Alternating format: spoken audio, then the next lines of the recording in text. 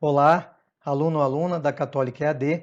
Sou o professor Gidalt Guedes e mais uma vez estamos aqui para refletirmos sobre os conteúdos da disciplina Filosofia da Educação.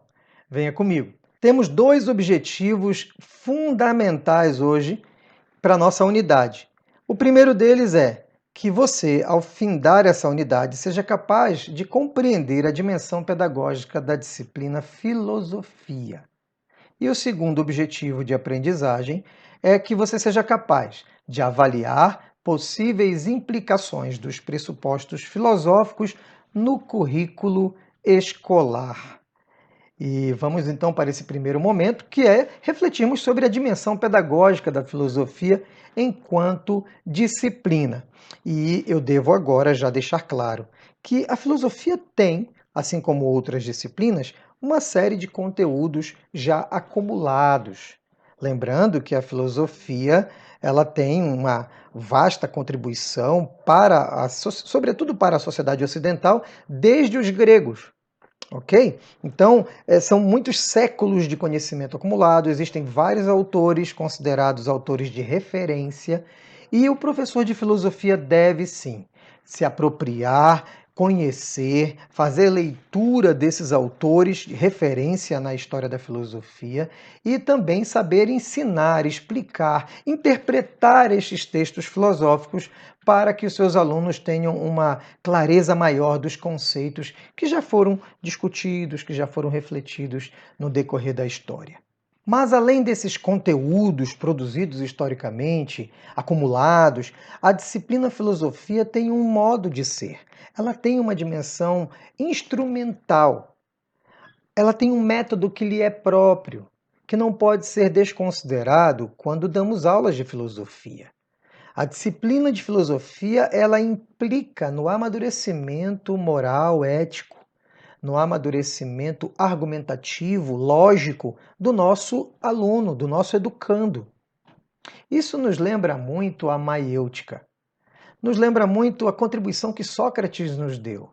Sócrates, ele desenvolveu um método muito rico com os seus alunos. Primeiro, era um método de livre questionamento. Não tem como pensarmos em utilizarmos o método filosófico se temos censura sobre a pergunta. Ah, isso não pode ser perguntado, isso não pode ser assim. A filosofia pressupõe o livre questionamento. E o Sócrates, ele ajudava os seus alunos fazendo perguntas a esses alunos. Ele não dava respostas prontas, porque as respostas equivalem às ideias amadurecidas pelo próprio aluno. É por isso que a maiêutica também é chamada de o método de parto das ideias. O professor, nesse sentido, é um parteiro ou uma parteira, e nós devemos, com muita responsabilidade, com muito zelo, conduzir o educando num processo de descobertas. Mas veja, o interesse por essa descoberta deve ser do próprio educando. É muito interessante isso. Ele deve buscar a aprendizagem, ele deve buscar o amadurecimento. E o professor, nesse processo, ele não dá respostas, mas ajuda o educando a alcançar essa gradual, né? É um alcance gradual de maturidade intelectual. Nesse processo, eu questiono quais fatores um professor ou uma professora de filosofia devem levar em conta no seu fazer pedagógico. A primeira coisa é que nós devemos manter abertura para o questionamento das doutrinas já estabelecidas pela filosofia. A filosofia não pode se comportar do ponto de vista dogmático. Nós precisamos ter a abertura para que as perguntas que foram feitas no passado sejam refeitas atualmente, inserindo novos elementos, uma nova abordagem, um novo jeito de olhar. É dessa forma que a filosofia tem amadurecido. Só há essa evolução do pensamento quando temos abertura, quando temos liberdade para questionar aquilo que foi dito. Por exemplo, o ser humano é sempre o mesmo? O currículo escolar depende das nossas concepções sobre o ser humano e sobre a sociedade. Será que os conceitos de ser humano, lá do período medieval, são suficientes para hoje? Será que, mesmo hoje, temos conceitos distintos do ser humano? Qual conceito nós vamos assumir? Como nós vamos olhar para este ser humano e, a partir daí, estabelecer projetos de sociedade e construir currículo escolar? Devo lembrar aqui rapidamente da contribuição do existencialismo, que nos mostra como esse ser, e agora me refiro ao ser humano, como que este ser se constitui na sua própria existência. E se existem elementos, dimensões desse ser que perduram no decorrer da história e em toda a espécie humana, mas existem sim dimensões que mudam no decorrer do espaço, do tempo. O segundo ponto é que nós devemos primar pela maleabilidade, pela flexibilidade dos procedimentos educacionais. Sim, da mesma forma como nós precisamos ter liberdade para questionar os conteúdos anteriores, os conceitos já afirmados, com muita consistência, né? Não pode ser qualquer questionamento. Da mesma forma, temos que ter uma maleabilidade na hora de escolhermos o método de ensino ou a maneira como vamos abordar um assunto A, B ou C. Não tem como pensar o ensino de filosofia com rígidas metodologias.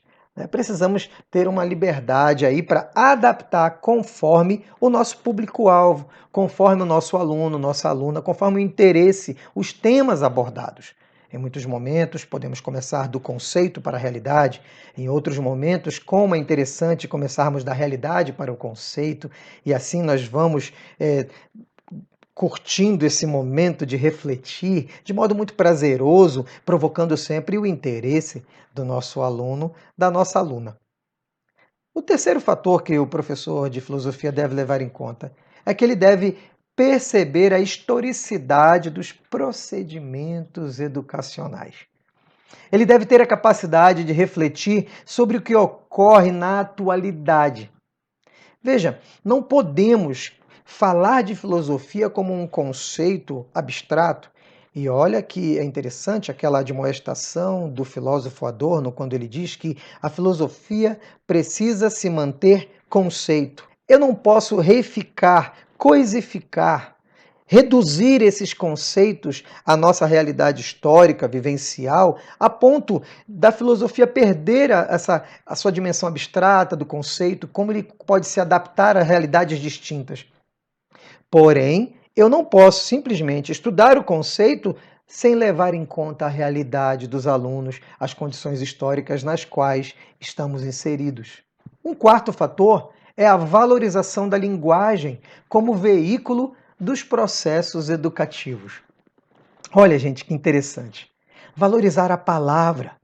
Quando ensinamos filosofia, não podemos ignorar o conceito, o significado das palavras, tanto o significado para os autores estudados, quanto o significado das palavras na perspectiva dos nossos educandos, dos nossos alunos e alunas. Esse debruçar sobre as palavras, sobre a linguagem, sobre a dinâmica do processo argumentativo, lógico, faz parte. Precisamos valorizar muito isso. O quinto fator é que devemos levar em conta a cultura, os valores, os costumes. Sim. Ora, uma vez que a filosofia, na educação básica, no ensino superior, ela pressupõe a formação, a colaboração para formar o sujeito, a melhor forma é ajudar esse sujeito a refletir sobre sua própria realidade, sobre os valores, costumes, para que a partir daí ele amadureça princípios, amadureça um ser, um ethos, que realmente o conduza para uma vida em sociedade, no contexto de uma sociedade democrática, respeitosa da diversidade das opiniões. Nós precisamos realmente ajudar esse aluno a construir uma perspectiva crítica com relação à sua própria sociedade, ao grupo onde ele está inserido. O sexto fator é que nós devemos atentar ao impacto das condições materiais no processo educativo. E é interessante porque os filósofos clássicos já advertiam sobre isso. Para refletir filosoficamente, eu preciso estar em boas condições materiais, ter condições mínimas, dignidade mínima. É muito complicado eu querer refletir sobre a vida com uma criança que está passando fome, um adolescente que está preocupado porque não tem condições de pagar suas contas. Apresentar esses conceitos da filosofia sem levar em consideração esses elementos pode sabotar nossas aulas. Precisamos estar atentos a isso. Qual a realidade do seu aluno, da sua aluna? Como encontraremos esses educandos nas suas escolas, na sala de aula? E quais são os dramas existenciais e, especialmente, as condições materiais da existência desse aluno? Temos que levar isso em conta se quisermos cativar esse educando, porque não há como dar aula de filosofia com sucesso se esse educando não tem interesse algum no que temos a dizer, se ele não tem interesse em fazer perguntas pertinentes ao processo filosófico de amadurecimento da pessoa. Me acompanhe na leitura desse texto do nosso educador Paulo Freire, quando ele diz assim: realmente, o Brasil nasceu e cresceu dentro de condições negativas às experiências democráticas. O sentido marcante de nossa colonização, fortemente predatória, à base da exploração econômica, do grande domínio, em que o poder do senhor se alongava das terras às gentes também, e do trabalho escravo, inicialmente do nativo e posteriormente do africano, não teria criado condições necessárias ao desenvolvimento de uma mentalidade permeável, flexível, característica do clima cultural democrático no homem brasileiro. A nossa sociedade, ela tem uma estrutura desde o seu período colonial, onde a massa mesmo, não as elites, mas especialmente a massa, o povo, os trabalhadores mais pobres, eles não eram incentivados ao questionamento. Pelo contrário, eles eram incentivados ao silêncio, incentivados à mera memorização. Eles eram incentivados a nada questionar. E isso significa sabotar todo o processo de descoberta de si e descoberta do mundo. Não podemos admitir esse tipo de cultura no nosso país. As sociedades que se estruturam por meio de relações de poder autoritárias e antidemocráticas têm na filosofia uma atitude subversiva, no mínimo perigosa. Nesse momento, trago à memória um exemplo muito negativo, dois exemplos negativos da nossa história, que você pode acompanhar: a educação na Alemanha nazista de Hitler e também a educação no regime soviético de Stalin.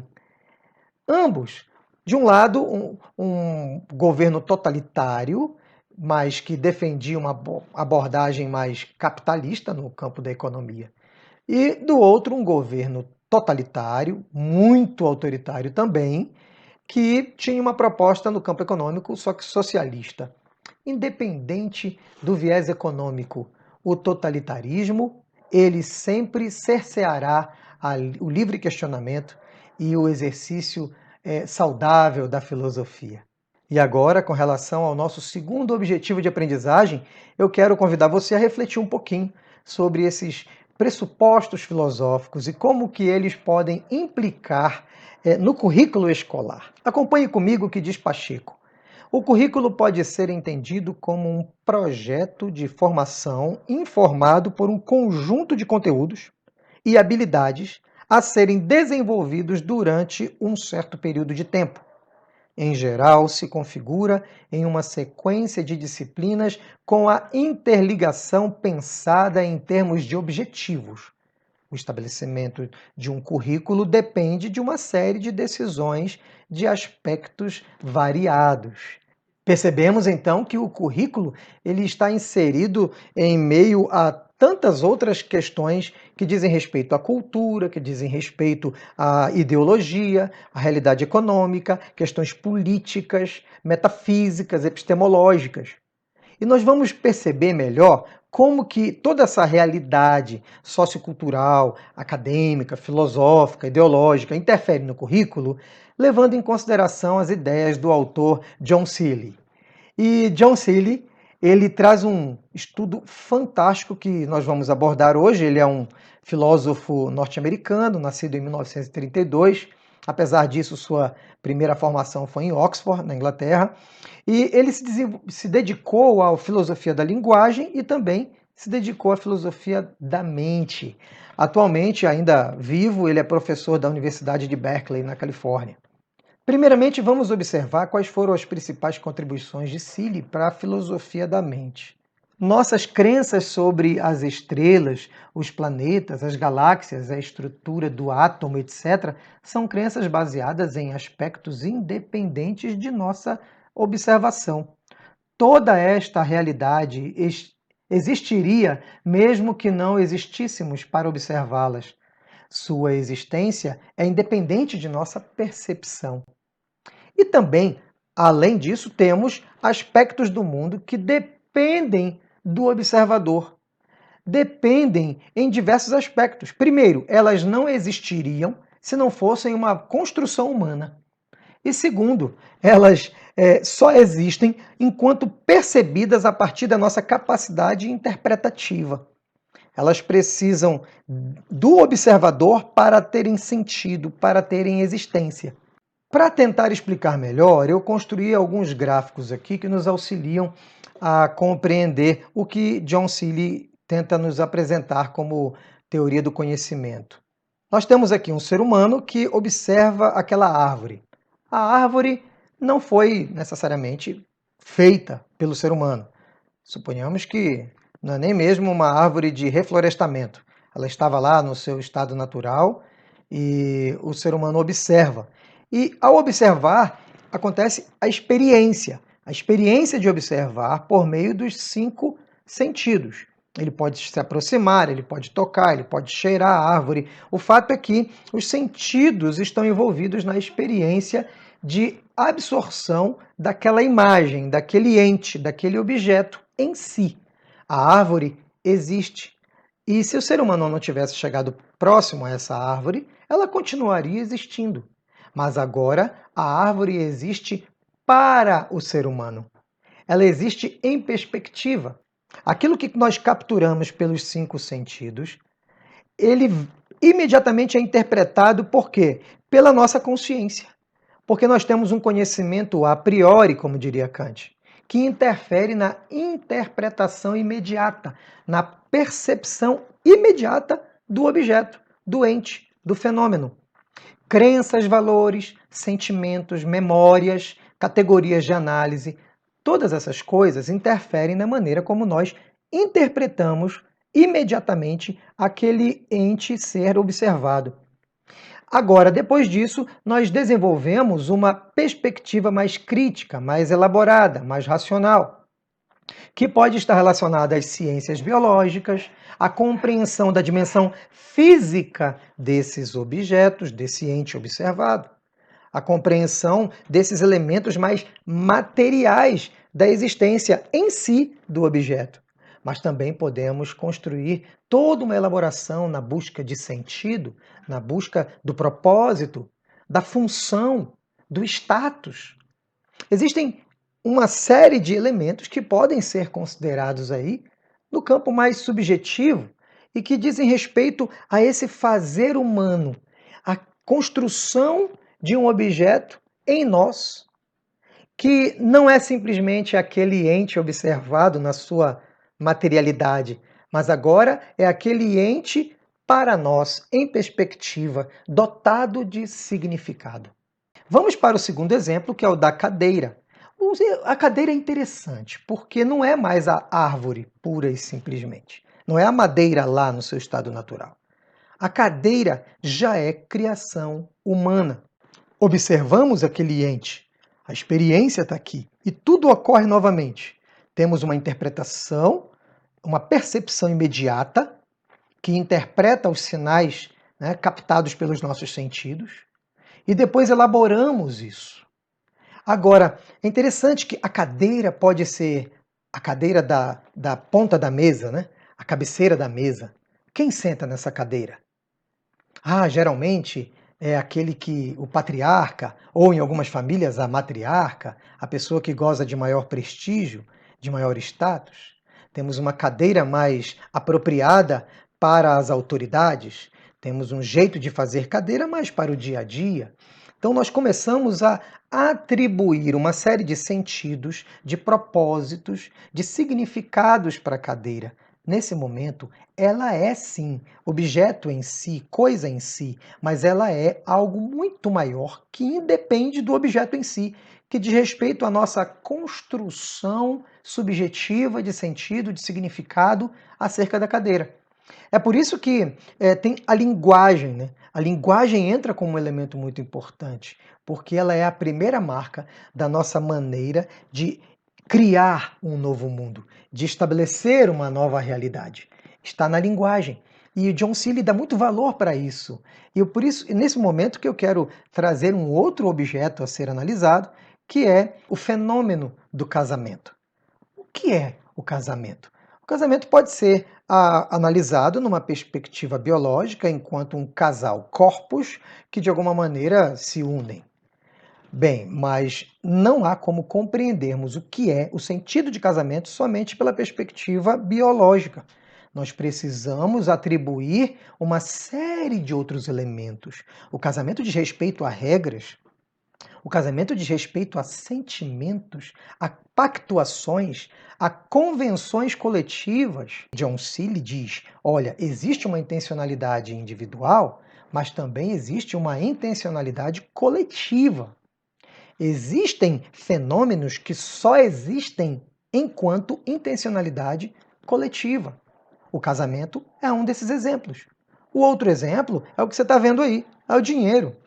O dinheiro, ele não tem valor nenhum se o grupo como um todo não reconhecer a sua função e o seu status. John Seeley, então, ele questiona muito o individualismo metodológico. Essa tentativa, essa busca sempre de querer reduzir ao indivíduo e a partir dali derivar as coisas, não. Ele diz que existe uma realidade que é própria dos indivíduos, e existe uma realidade que é própria do coletivo, e uma realidade não inviabiliza a outra realidade. A intencionalidade social, coletiva, e a intencionalidade individual não se anulam, elas coexistem. Outro ponto importante trazido por John Seeley é as regras, como que estes seres humanos, como que nós construímos regras. E essas regras são de dois tipos. O primeiro tipo, regras regulativas. Bem, imagine que existe uma realidade, que ela já existe, por exemplo, a escrita é costume já nosso escrever. Só que agora vem uma norma que regulamenta o modo de escrever. Então, é uma norma que não cria nada, ela só regulamenta um costume, um hábito, aquilo que nós já tínhamos na nossa prática social. Porém, temos as regras constitutivas. Sim, regras constitutivas são aquelas que, após um movimento de reflexão, após um movimento de pactuação coletiva, no contexto democrático, claro, ouvidas as diferenças, surge uma nova pactuação, uma nova lei, uma nova regra. E essa regra estabelece, a partir dela, ela inaugura novos processos sociais, ela inaugura novos ritos nas instituições. Um exemplo clássico disso é a nossa Constituição Cidadã de 1988, que deve ser celebrada. Também a Lei de Diretrizes e Bases da Educação de 1996. São experiências da nossa sociedade brasileira de estabelecerem regras constitutivas de um novo modo de fazer, de uma nova realidade. Ali se inaugura algo. Leia comigo o que diz o autor do nosso texto. Segundo Seeley, a repetição contínua de atribuição de função, de status, produz a realidade institucional complexa em que estamos inseridos. O contexto no qual a regra institucional faz a equivalência entre fenômenos é resultado de atribuições de função de status anteriores. Todos os fatos institucionais estão interligados a outros fatos institucionais.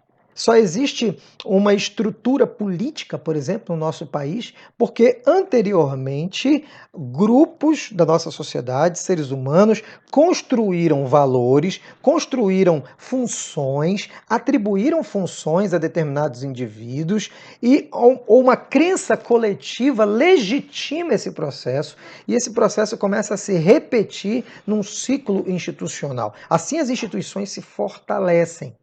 Elas não existem por si mesmas, elas existem enquanto pactuação coletiva. E essa pactuação está relacionada à intencionalidade coletiva. Agora eu peço que você acompanhe esse quadro ilustrativo que eu montei com muito carinho para vocês. Conforme John Seeley, o currículo nasce como resultado de uma série de processos institucionais. Esses processos ocorrem com um fluxo, existe um fluxo neles. E, primeiramente, nós temos aqui atores sociais e seus projetos de sociedade. O projeto de sociedade ele já está relacionado a toda a estrutura metafísica, a estrutura de crenças, de valores, né? Também está relacionado aos interesses econômicos das classes, de grupos específicos da nossa sociedade. Esse contexto, ele está presente aonde? Está presente nos representantes que estão no legislativo e no executivo. Esses atores sociais discutem qual é a intenção, qual é o currículo, o que deve ser ensinado, qual o sentido da educação, qual o propósito da educação para o nosso país. Eles fazem isso na Câmara, no Senado. É só você lembrar de como que a LDB foi aprovada. Foram longos anos de debate, de reflexão, de muitas pessoas dando seu pitaco, suas considerações, até que a LDB ficou pronta. E a partir da LDB, dessa pactuação coletiva, nascem projetos curriculares específicos que são executados pelo Ministério da Educação, são executados pelas secretarias de educação, tanto dos estados quanto dos municípios. Mas todos eles precisam seguir as orientações da lei maior que trata da questão educacional no país. Então, a partir desse processo complexo de formulação das leis e dos propósitos, intenções curriculares, do que deve ser ensinado, nascem o projeto curricular para cada curso, para cada fase educacional, para cada etapa da educação. Então nós temos o projeto curricular. Como que nasce o projeto? Um projeto curricular, ele estabelece primeiramente o seu objetivo. Como todo bom projeto, ele tem que partir de um objetivo específico. Não adianta pensarmos metodologias ignorando qual o objetivo do processo de ensino-aprendizagem. E esse objetivo é o perfil do egresso. Então você acompanha aí essa seta. Ao findar o curso, o aluno ou aluna deverá ter competências, habilidades específicas para desenvolver aquela profissão e também para atuar como cidadão, como cidadã. Esse perfil do egresso, para ser conquistado, ele precisa de conteúdos. Esses conteúdos que envolvem inclusive os livros didáticos, viu? Uma discussão muito forte hoje no Brasil em torno do livro didático. Os conteúdos também passa pelos professores, pelos educadores que utilizam métodos de ensino e aprendizagem específicos. Toda essa parte de cima do nosso gráfico é o currículo. O currículo não diz respeito apenas ao conteúdo programático de uma disciplina. Não, o currículo é tudo. Tudo que acontece nesse processo. Inclusive, muitas vezes, a maneira como gerimos a escola, a maneira como se dá a gestão escolar, se ela é democrática, se ela não é democrática, todo esse processo também faz parte de uma estrutura curricular, faz parte de um projeto de educação do nosso país. Eu quero caminhar para a conclusão da nossa aula de hoje, refletindo sobre alguns pontos. O primeiro ponto diz respeito à necessidade de conteúdos para a formação técnica associados a conteúdos para a formação humanística. Posso dizer a vocês que um profissional bem formado, um ser humano que passa por todo o rito, todo o processo de ensino-aprendizagem durante 2, 3 ou 4 anos, alguns cursos 5, outros 6 anos de faculdade, ou mesmo por toda a educação básica, esse ser humano ele precisa, no decorrer desse processo, adquirir, desenvolver competências teóricas, competências práticas e competências atitudinais. As competências teóricas e práticas, via de regra, elas são voltadas mais para conteúdos específicos daquela profissão, conteúdos para a formação técnica. E temos a necessidade dos conteúdos para a formação humanística, que dizem respeito às competências atitudinais. Sem essas duas colunas, esses dois alicerces, a educação fica manca. Nós precisamos. Não podemos abrir mão da dimensão humanística na formação dos nossos educandos. Ah, professor, mas esse não é o papel da família? Não é o papel da família tratar de temas da moral? Sim, existe um papel fundamental da família na formação moral dos sujeitos. Entretanto, existem valores do coletivo, valores que dizem respeito à nossa sociedade como um todo, que quem precisa fazer defesa deles é a escola. Muito importante. Basta lembrarmos de valores como a tolerância àquele que tem uma religião diferente da minha, tolerância àquele que tem um credo ideológico, digamos assim, diferente do meu, ou mesmo o acolhimento da pessoa que é de uma outra etnia. Ela precisa ser respeitada, uma outra matriz étnica e cultural. Esses valores muitas vezes não são ensinados em casa. Via de regra, os lares fazem defesa de um único modo de ser. E a criança não está preparada para dialogar com a pluralidade da sociedade que vivemos. A escola é o lugar para apresentar esses conteúdos. E em se tratando da educação, dos conteúdos técnicos para a formação técnica, vem um questionamento. Nós vamos dar uma fundamentação de ciência básica? Nós vamos formar pesquisadores no campo técnico também, científico, tecnológico? Ou nós só vamos assumir uma abordagem tecnicista? Vamos somente formar para o trabalho de modo mecânico, sem dar a estes brasileiros a devida competência para construir know-how, tecnologia, patentes brasileiras? Essa é uma questão extremamente relevante. E, no que diz respeito à formação humanística, qual conceito de homem nós vamos utilizar? Que conceito de sociedade será abordado nas nossas aulas? Que conceito de desenvolvimento ou de progresso? Vai ser um progresso à revelia do bem-estar das pessoas e da própria natureza, da sustentabilidade? Ou vai ser um progresso que dialoga com essas dinâmicas? Temos também que conceito de raça, de etnia? Vamos ter um conceito de raça mais evoluída, que desconsidera outras? Ou vamos ter novas abordagens do que seja essa diversidade humana? Que valores serão apresentados às nossas crianças como sendo valores da nação, valores do coletivo, pactuados coletivamente? Podemos impor a esses valores um viés religioso específico A ou B? Podemos impor a estrutura narrativa, moral de determinado grupo étnico, econômico sobre outros, dizendo que agora essa narrativa é a da nação. Os outros precisam somente aceitá-las.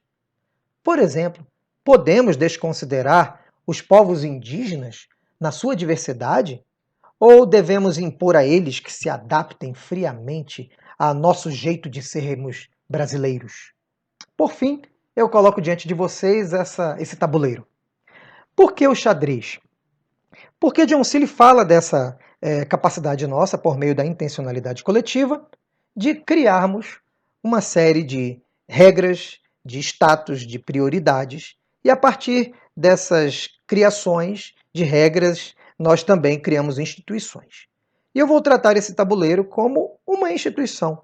Sim, a instituição democrática, a instituição da nossa democracia. Essa instituição foi criada após um longo debate na nossa sociedade. Existem regras do xadrez, do tabuleiro democrático, que não podem ser quebradas. Do contrário, não estaríamos jogando xadrez, estaríamos jogando outro jogo qualquer. O jogo democrático, ele precisa ser respeitado nas regras do jogo. Eu não posso dizer que defendo o xadrez e começo a mexer o cavalo somente na diagonal, como se ele fosse um bispo. Não. Aquele que defende o jogo democrático e a liberdade só pode fazer de uma maneira, obedecendo às regras do jogo democrático e à liberdade dos indivíduos. Que coisa interessante. Isso também serve para a nossa educação, para o nosso currículo escolar. Vamos refletir sobre isso. Um grande abraço.